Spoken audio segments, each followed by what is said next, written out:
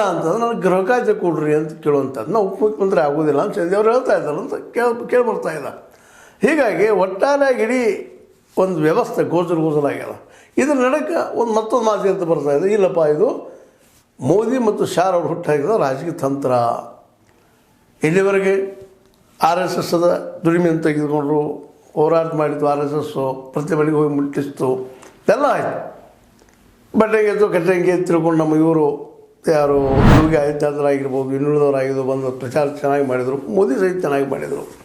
ಆದ್ರೆ ಇವತ್ತು ಈ ಅಧಿಕಾರ ಹಿಡಿಯೋ ಸಂದರ್ಭದಲ್ಲಿ ಮಾತ್ರ, ಯಾಕಂದರೆ ಈಗ ನಿಮ್ಗೆ ಗೊತ್ತಿದ್ದಂಗೆ ಮಹಾರಾಷ್ಟ್ರ ಅಥವಾ ಮುಂಬೈ ಇಡೀ ಇಂಡಿಯಾದಲ್ಲಿ ಅತ್ಯಂತ ಆರ್ಥಿಕವಾಗಿ ಬಲಿಷ್ಠವಾದ ಪ್ರದೇಶವು. ಹೀಗಾಗಿ ಅದರ ಮೇಲೆ ಕಮಾಂಡನ್ನು ತಮ್ಮದಿಟ್ಕೋಬೇಕು ಅನ್ನುವಂಥ ಒಂದು ಇಲ್ಲಿ ಅಧಿಕಾರದ ತಿಕ್ಕಾಟ ನಡೆದ ಆರ್ ಎಸ್ ಎಸ್ ಮತ್ತು ಬಿ ಜೆ ಪಿ ನಡಕ. ಮತ್ತು ಈಗ ನಡ್ಡಾ ಅವರನ್ನು ಕೇಳಿದ್ವಿ, ನಾವು ಕೇಳಿದ್ವಿ, ಇಲ್ಲ ಇಲ್ಲೇ ನಾವು ನಮ್ಮ ಸ್ವಂತ ಕೈ ಮೇಲೆ ನಡೀತಾ ಇದ್ದೀವಿ, ಇಲ್ಲಿ ಕೈ ಹಿಡ್ಕೊಂಡು ಬಂತು ಆರ್ ಎಸ್ ಎಸ್, ಏನೋ ನಾವು ಕಾಲ ಮೇಲೆ ನಡೆದಿದ್ದೀವಿ ಅನ್ನೋಂಥ ಮಾತನ್ನು ಮಾತಾಡಿದರು. ಈಗೇನು ನಡೆಗೊಂದು ಸ್ವಲ್ಪ ಏನೋ ಮತ್ತೆ ಬಂತು ತಿಕ್ಕಾಟ ಬಂದಾಗ, ಮತ್ತು ಸೋಲುಗಳು ಮೇಲೆ ಬಂದಾಗ ಮೋದಿ ಅವರು ಸಹಜವಾಗಿ ಆರ್ ಎಸ್ ಎಸ್ ಮೊರೆ ಹೋದರು, ಬೆನ್ನತ್ತಿದ್ರು, ಶಾರ್ ಅವರು ಹೋಗಿ ಭೇಟಿ ಆದರು ಅಂತ ಶುರು ಆಗಿದೆ. ನಾವು ಕೇಳಿದ್ವಿ. ಇವತ್ತು ಮತ್ತೊಂದು ಹೊಸ ಶುರು ಆಗಿಬಿಟ್ಟದು. ಏನಪ್ಪ ಅಂತಂದ್ರೆ ಮತ್ತು ಅಲ್ಲೇ ಏನಪ್ಪ ಅಂದ್ರೆ ಟಗ್ ಆಫ್ ವಾರ್ ಈ ಒಂದು ಅಧಿಕಾರ ಸ್ಪರ್ಧೆ ನಡೆದಂತ.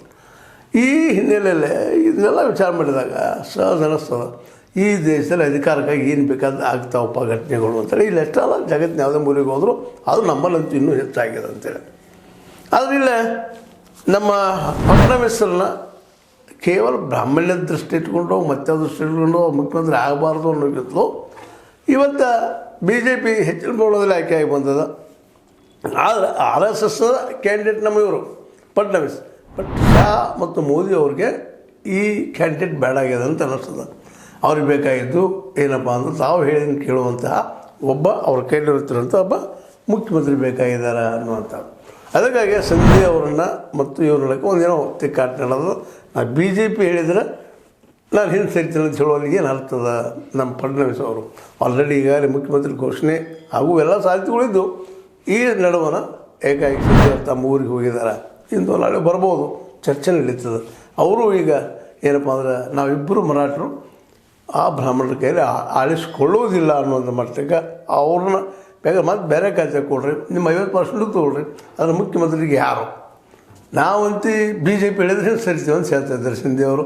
ಮತ್ತು ಅದಕ್ಕೆ